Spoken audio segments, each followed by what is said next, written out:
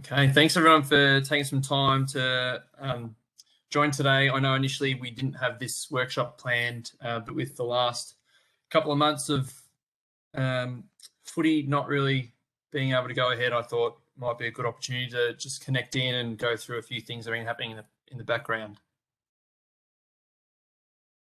Before we get started, so I'd like to acknowledge the traditional custodians of the lands on which we are gathered on today, a land on which we play our great game of Australian football. I acknowledge elders both past, present and emerging, and pay our respects to the Aboriginal connection to land, sea and spirit. And so that this month I would like to acknowledge Josh James, a proud Noongar Nation man and our Umpire AFL Indigenous Ambassador, for his Sir Doug Nichols round boots. So the design here represents his family, where he's come from, where he is now, and the 7 states and territories of Australia that we all play football in. A couple of additions to the agenda that I originally sent out. Nothing too drastic in terms of time, but we do have a couple of extra little items that we'll go through. We're going to get straight into it. I know Elle has another engagement that she needs to get ready for, so I'm going to hand over to Elle straight away to talk about the female mentorship program. Thanks, Andrew, and hi everyone. I know it's a bit of a challenging time today and this at the moment, but also it is Are You OK Day, so just a reminder to check in with all those around you. Maybe you haven't spoken in a little while. It is harder than ever in lockdown, and so it's really important that we are reaching out to those around us, whether it's the football community or your friends and family. So that's just a little one from me.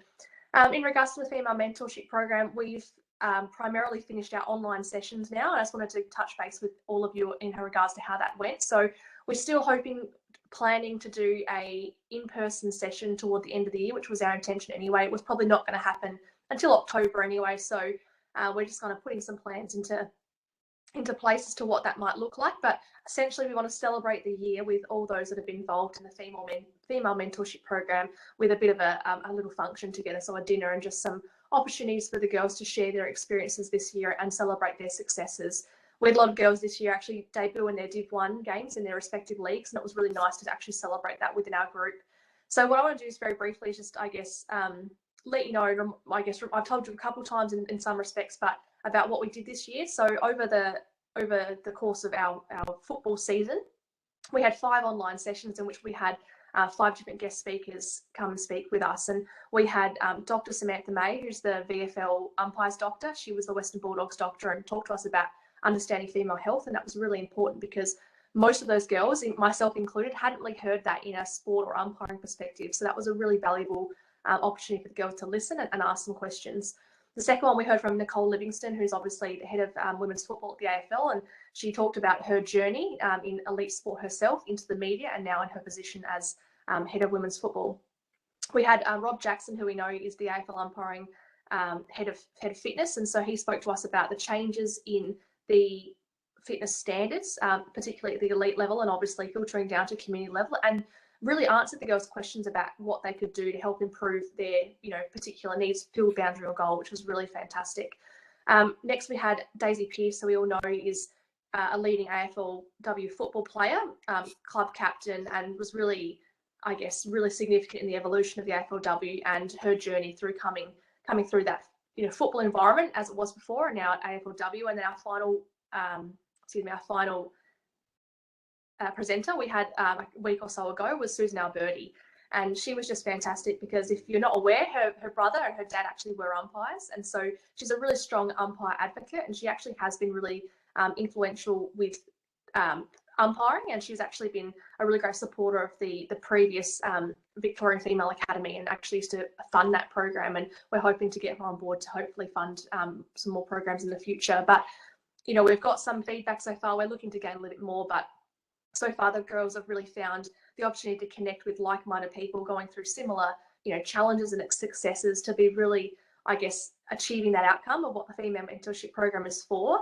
And it's been fantastic to actually watch their journeys over the last 2 years progress, and then hopefully into next year as well. So it's been a really successful program so far, particularly when we're not really doing a lot else. It's nice to kind of catch up online and have something to look forward to. And we will endeavour to, I guess, continue that format with the online parts, because we know there's girls from regional, and this actually gives them opportunity to be involved just as much as the Metro girls. So it's been a really great and successful program so far over the last 2 years. And, you know, hopefully next year we get a bit more of a normal year, what we think, and we can actually see it come to full fruition with our AFLW experience before the season, different range of online sessions throughout the season, and then a final end of year kind of function and celebration. So if you do have any questions about that at all, please sing out. But I think if you speak to the girls who are in your respective community leagues, they'll probably have some really interesting, I guess, perspectives on it. And also, you know, please do reach out, because it's great for them to know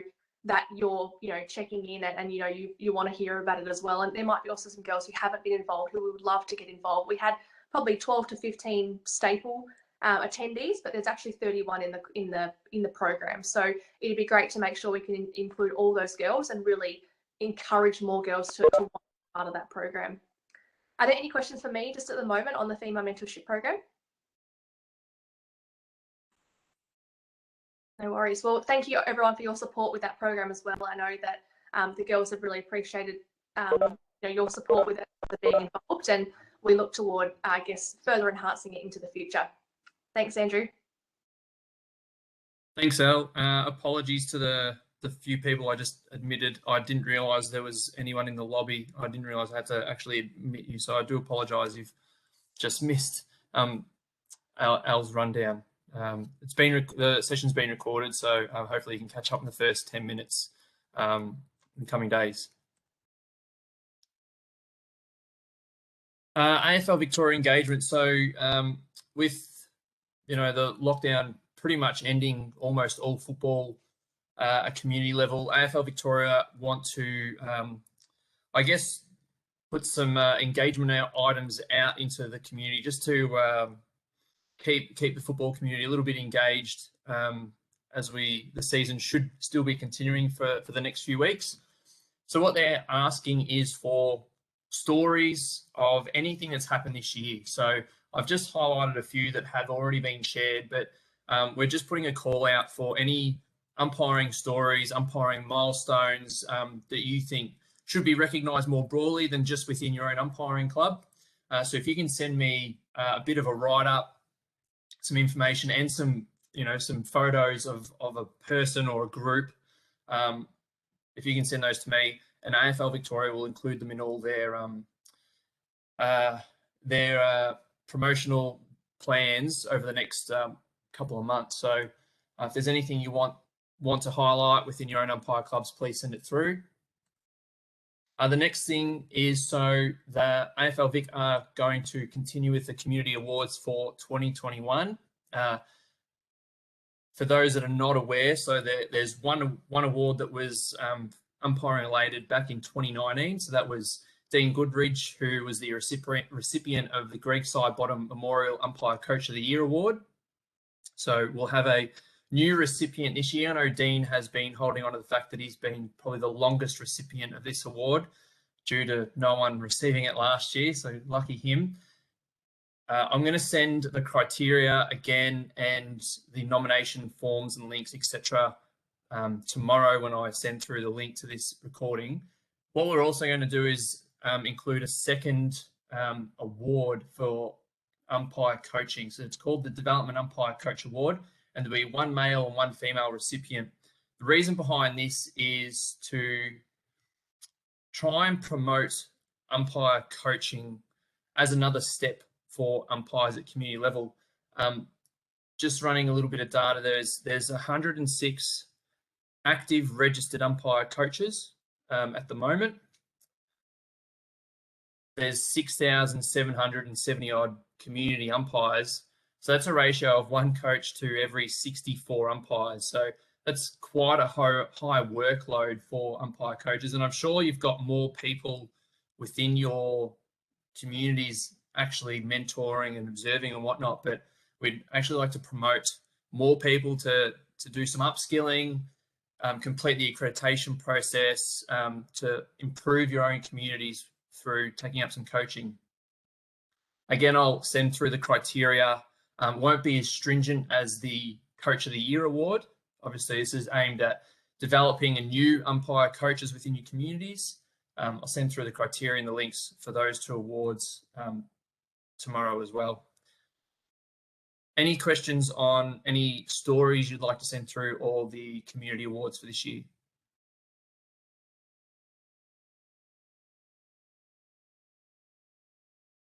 All right, excellent. CUCIP, we haven't really had a full year, so what I'm just going to ask, you can either do this via your Footy Web dashboards, or I'll also send out a spreadsheet, just a bit of a checklist on what you completed this year. I'm not going to be asking for evidence. It's probably been a bit harder with stop-starting of football throughout the season and then missing out the last 8 to 12 weeks of football. So obviously no one's had a full program of community umpiring this year. So I'm just going to send out this spreadsheet, or you can complete the checklist via your Footy Web dashboard. Please fill it in. If there's any areas in particular that you do want some assistance with, please let me know. What you can also do is, if you actually want to go through this one-on-one with me, please let me know. I'm more than happy to take the time out to sit down with each of you over the coming months and go through each of these and explain them, and help you identify where I can provide more assistance for you. Keep moving on. So the Community Umpire Talent Academy, again, so something that hasn't quite completed to fruition as we'd all planned. So I'm just going to run through a few different stats and go through the end of year process. So this year we had 229 umpires involved. 31 of those umpires were female. We've got the field, boundary and goal breakout there, 102 field, 16% of female. We had just over 80 boundary, 6% female, and then almost 50 goal umpires, 22% female. The age bracket as well, so it's quite a good spread right across from 15 right through to mid-20s. There's a really high spike at that 18 to 20 age group, and that's where we all see where most of our community umpires sort of start to either drop off or advance. The average age as well was 19.5 years old. Female average age was 20 years old. So that's just a bit of a snapshot of our academy demographics. Observations and opportunities that were had this year. So again, a lot of observations didn't quite happen because of the restrictions that were taking place throughout the year. So the areas in red are the areas where we would have liked to have had more interaction with your academies. We did average 5 observations per academy. Two academies we were well off the mark. So this is where those red areas will try and improve next year. State League is really supportive of this whole program. So fingers crossed we don't have the restrictions next year to get more observations done throughout your community umpire clubs.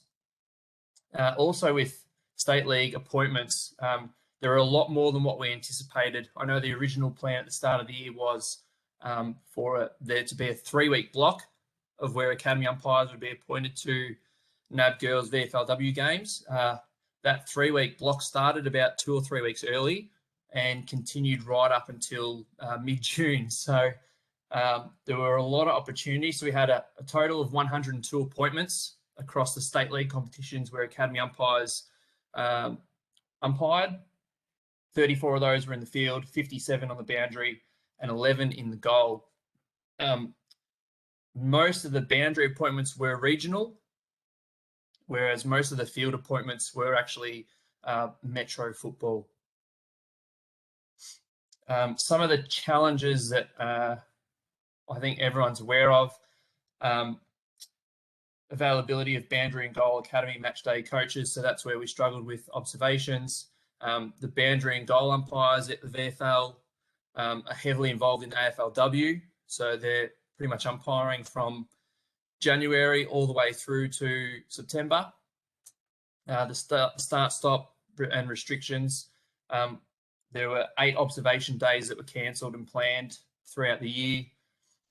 Also, some of the challenges, and we addressed this in the last meeting, the 2 umpire system at community level for field and boundary, and more than happy to follow up and follow through with Damo's suggestion of if you are running 2 umpire system in your community games next year, when we come out and observe, we'll cover the cost for adding an extra umpire in. So hopefully that will help to get some quality observations for umpires running in the systems that they'll be exposed to at higher levels.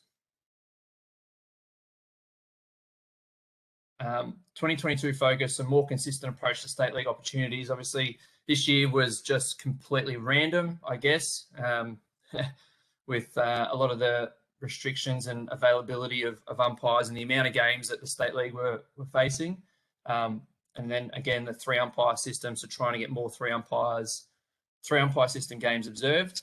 And then the 2023 focus will start to work and implement an intro to high performance accreditation for coaches. And that will help with the workload of VFL umpires completing the observation. So the long-term plan is to actually start to upskill some of the community coaches to undertake these observations for us as well. So that will help tracking and observing more umpires throughout the year. Any questions just on a quick snapshot of the academy program from this year?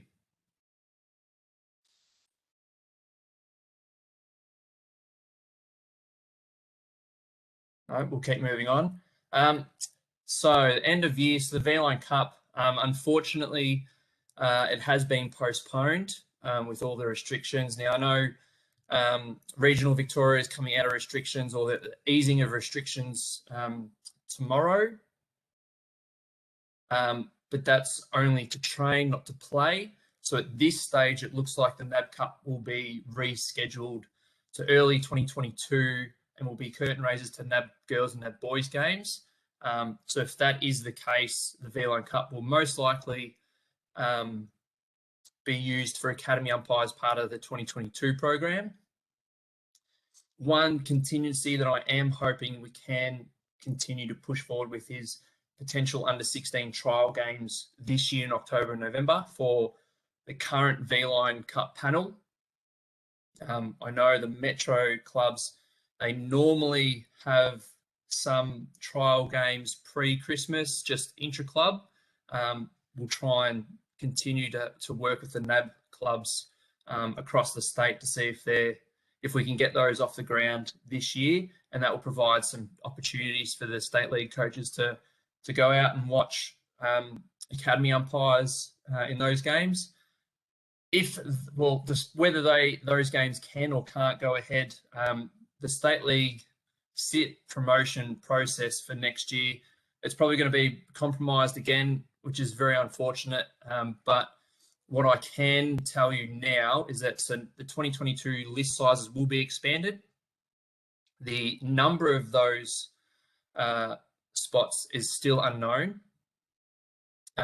What the state league is waiting for is the fixtures to come out. They normally get those fixtures in November, when they can start to determine what the required umpire numbers are from week to week. So they're just waiting for that. They're also looking at potential short-term contract opportunities. Again, I know that didn't quite happen this year, but they're going to relook at that process again. And what we will do, and I've already flagged this, is that any regional umpires that are considered in any of those opportunities will be contacted as early as possible, especially if they need to confirm uni work, moving, anything else that makes living in regional Victoria a challenge to be promoted. So we'll try and give those people as much contact notice as possible. Are there any questions anyone has with this process for me, or any questions you'd like me to follow up?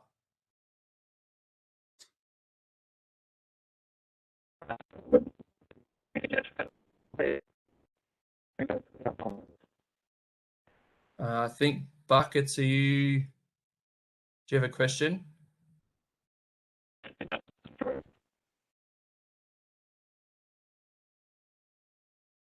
Try again, mate.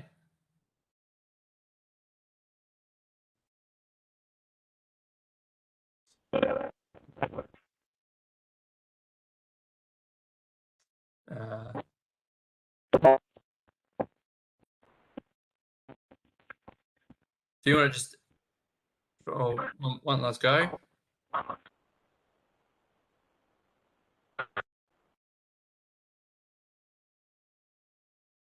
If you want to just email me or text me a question, and I'll follow it up. Yeah. Later. Cool. Anyone else that have any queries?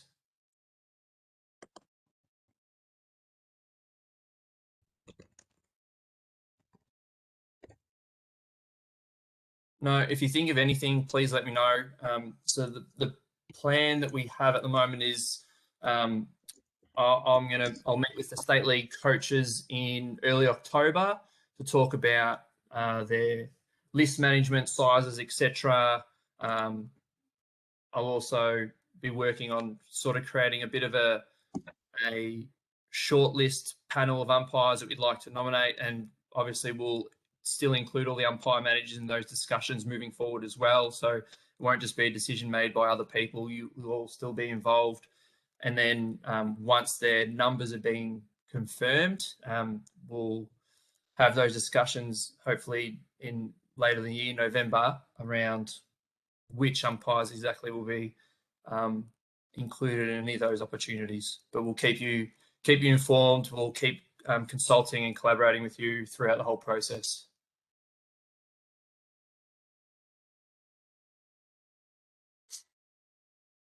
Just another little idea that it's been flagged to me a couple of times, and I just thought I'd put a little bit of work into it just for if anyone wants to take up these opportunities. So athletics season is coming up over the summer. So I know in the past there's been a couple of umpire clubs who have engaged with local athletic clubs to help with recruitment. I've personally seen success through the Northern Footy League in Don Valley when I was coming through. So just an idea for those who want to explore another avenue. So athletics clubs, they have a lot in common with umpiring in terms of the fitness requirements. They have a summer, mainly they have a summer competition, so it doesn't really clash either. So their off season is our season, our off season is their season. So they work hand in hand quite well. So I'll be sending this through to everyone if you'd like to take it further.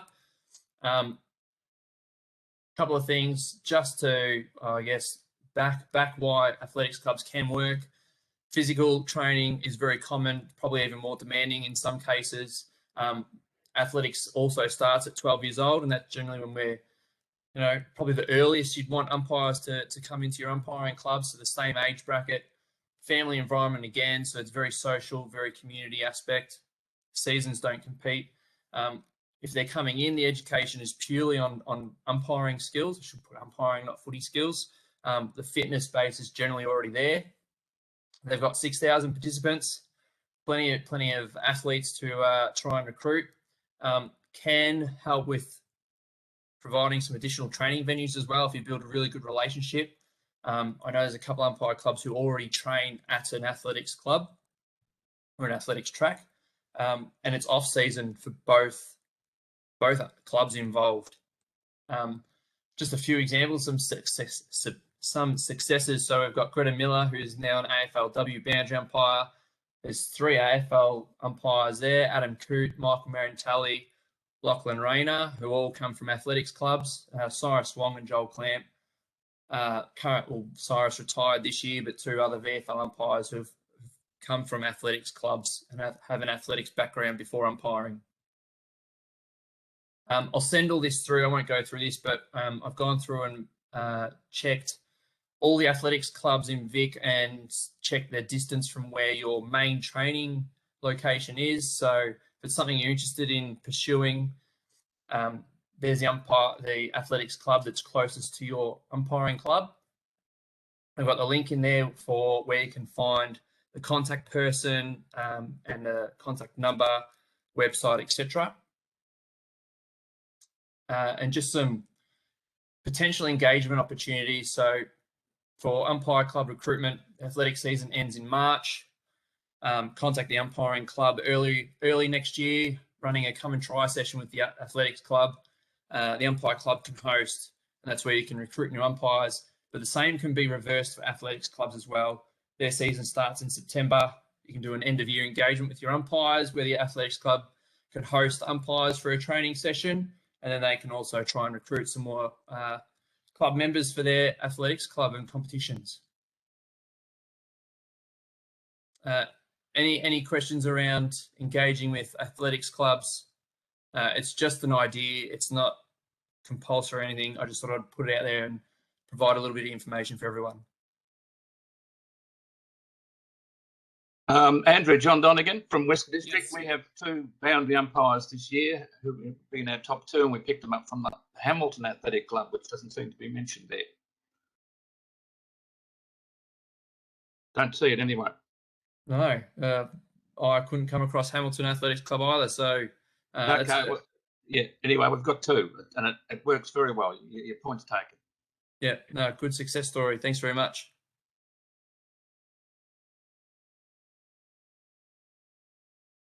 Junior club engagement, I just thought I'd give you all an update on what's been happening in the background. So this is mainly linked to the project Umpire Leads initiative we've been following up with. I've already shared this data with you, but what we've done is the top 10 engaged clubs with umpiring will be receiving a trophy. So there's an example of one of them to the right there. So that first table on the top, so those 10 clubs, Vermont, Strathmore, East Melbourne, all the way down to East Sandringham. So they'll be receiving a trophy. The plan was to try and get myself or one of the new casual umpire leads to go out and present that. The next, I think I've got 11 clubs there. The next 11 clubs will receive a recognition certificate as well.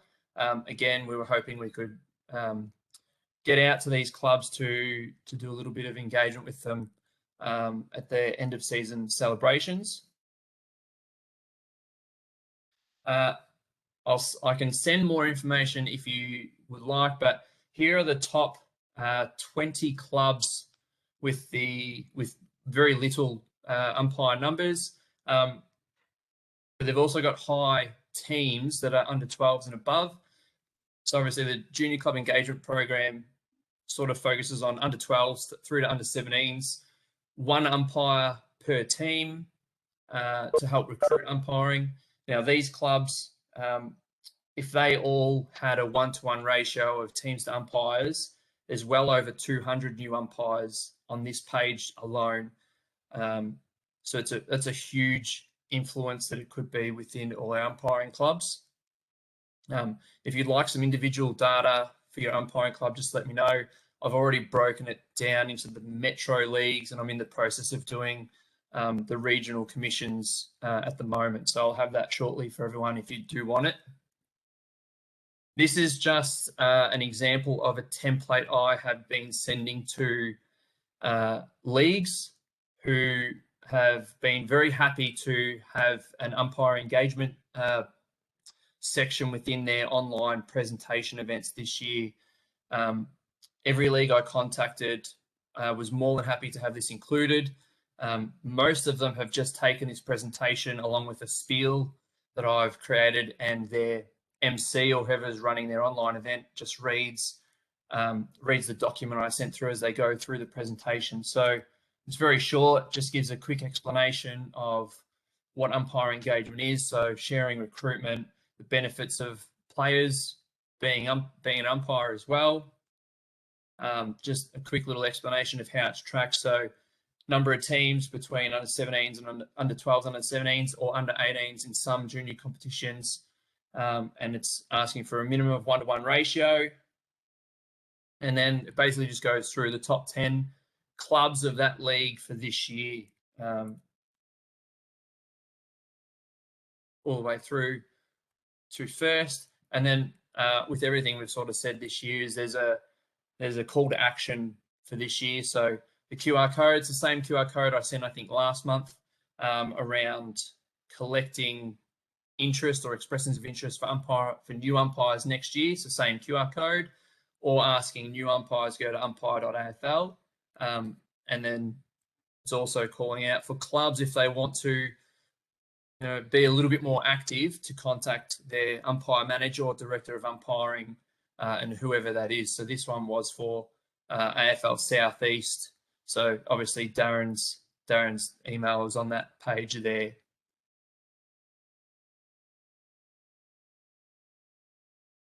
Are there any questions with any of this information first and foremost?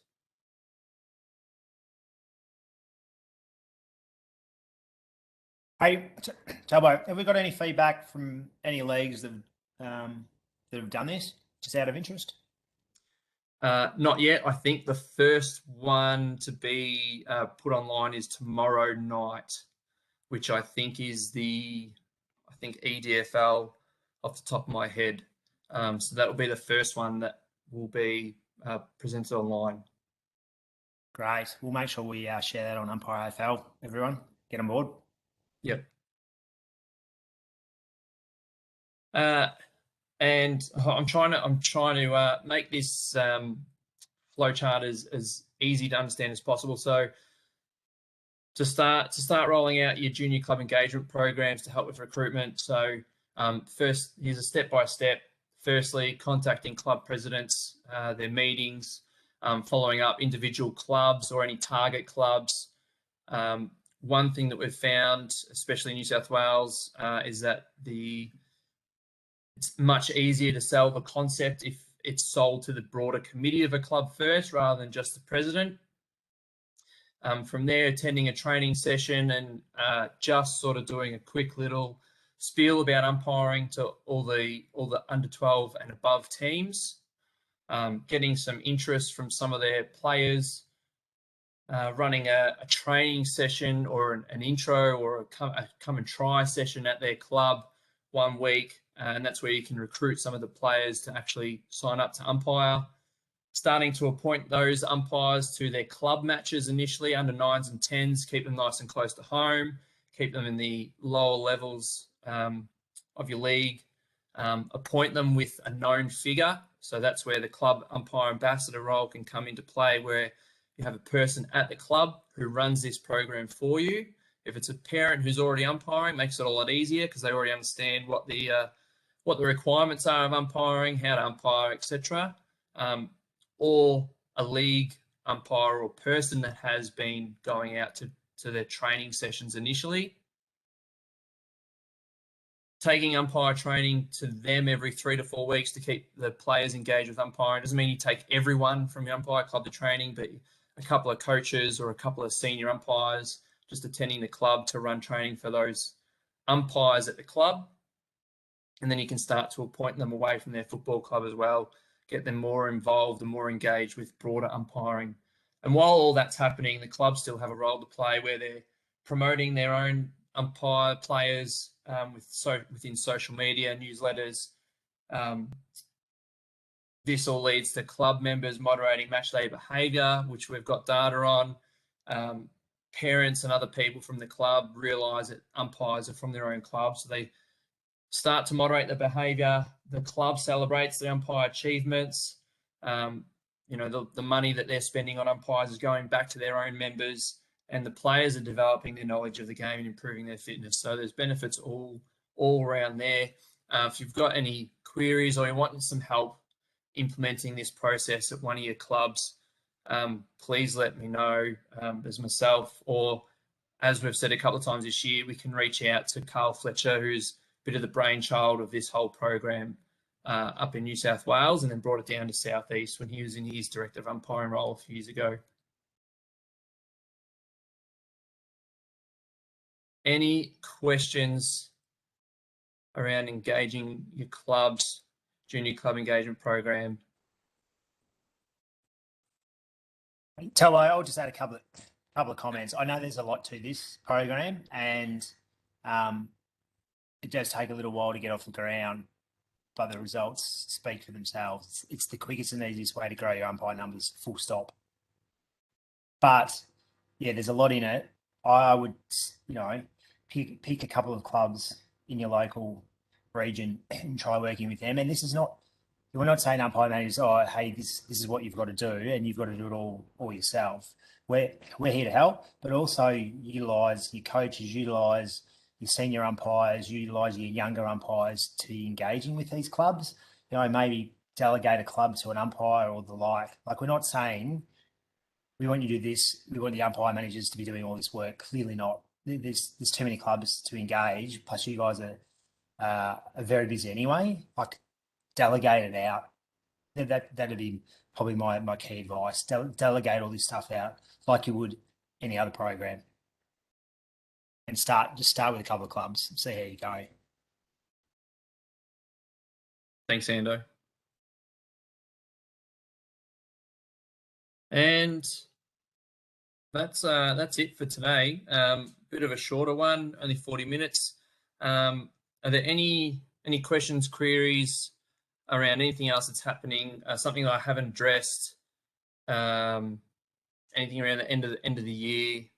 For those, so golden whistles. So the first batch I ordered, they should have been arriving hopefully by now. I know they were posted out last week.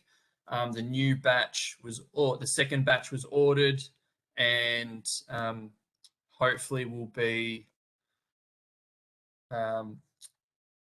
delivered. I think early next week they'll start to be sent out.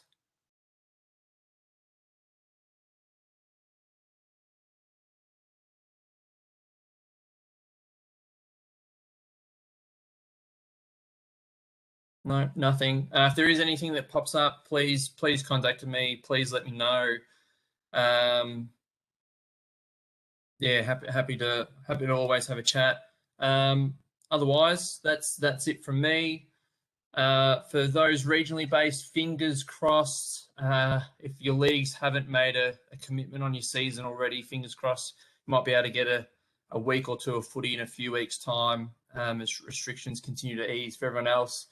I know the seasons have all been finalised now, so hopefully you're close to maybe having some time off this year away from umpiring and footy and getting ready for 2022. Hopefully no more breaks. I did email everyone who did express interest in attending the National Umpire Workshop in November. So that's been cancelled. It'll now be online. So as all the details are confirmed with Ando and myself, I'll send through all that information to everyone to get everyone involved throughout. We'll still have a bit of a 2-day conference, a number of sessions across the 2 days for everyone. They'll all be recorded, of course. So for those who can't attend online because of work or other commitments, you'll still have access to that info. Until we meet again, stay well, everyone. Stay safe, stay occupied. Checking in on someone today. Thanks, Al, for bringing up Are You OK Day. I had that on my notes and I completely forgot. So check in with someone and yeah, reach out if you need anything. Thanks very much for taking some time out today, everyone. Cheers, Talbot. Thanks.